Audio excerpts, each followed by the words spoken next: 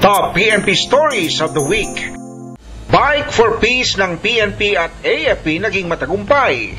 Sa pangunguna ni PNP Chief Police Director General Raul Bacalzo at AFP Deputy Chief of Staff Major General Anthony Alcantara, naging matagumpay ang 20 kilometrong Bike for Peace na isinagawa nitong nagdaang linggo.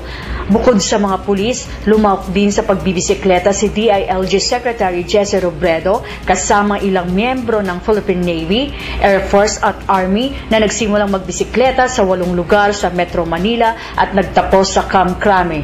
Samantala, bisikleta para sa kapayapaan ay bahagi pa rin ng pagdiriwang ng Police Community Relations Month bilang pakikisa at pagtataguyod ng kampanya ng seguridad sa bansa.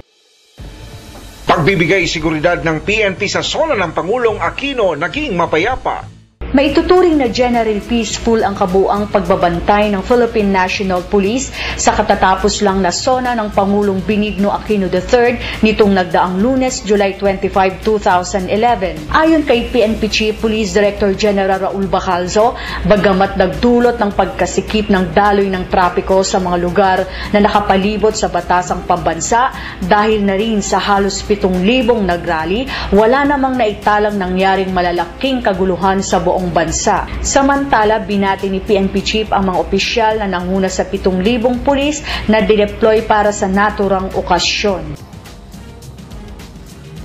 Ito po ang Top PNP Stories of the Week.